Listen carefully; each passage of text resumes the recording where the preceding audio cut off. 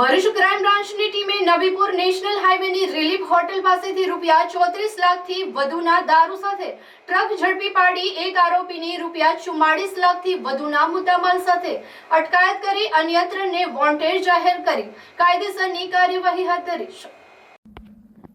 ભરૂચ જિલ્લા પોલીસ અધિક્ષક અક્ષય રાજે જિલ્લામાં કાયદો અને વ્યવસ્થા જળવાઈ રહે તે હેતુથી પ્રોહિબિશન જુગારની અસામાજિક પ્રવૃત્તિ ઉપર ખાસ ધ્યાન આપી ભૂતકાળમાં પકડાયેલ બુટલેગરોની હાલની પ્રવૃત્તિ ઉપર સતત વોચ ગોઠવી તથા જિલ્લામાંથી પસાર થતા એક્સપ્રેસવે નેશનલ તેમજ સ્ટેટ હાઈવે ઉપર સતત પેટ્રોલિંગ રાખી ચેકિંગ હાથ ધરવા સૂચના આપી હતી।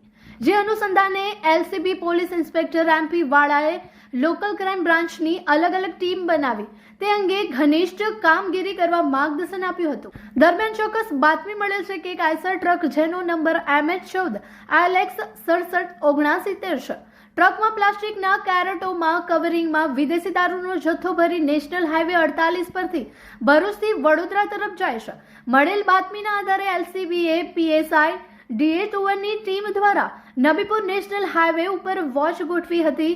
તે દરમિયાન બાતમીવાળી ટ્રક આવતા અટકાવી દેતા તપાસ કરતા તેમાંથી વિદેશી દારૂની 12,312 બોટલો મળી આવી હતી। પોલીસે દારૂ તેમજ ટ્રક સહિત કુલ રૂપિયા 44,12,000ના મુદ્દામાલ સાથે મહારાષ્ટ્રના ધુલિયા જિલ્લાના પીપલનેરના સુનિલ મુરલીધર નવરેને અટકાયત કરી તેની વિરુદ્ધ નબીપુર પોલીસ મથકે ગુનો રજીસ્ટર કરી કાયદેસરની કાર્યવાહી હાથ ધરવા સાથે સુરતના સંજયભાઈ દેસાઈ, નાસિકના અનિકેત પાટીલ તેમજ ટ્રક ડ્રાઈવરને વોન્ટેડ જાહેર કરી ઝડપી પાડવાના ચક્રો ગતિમાન કર્યા છે।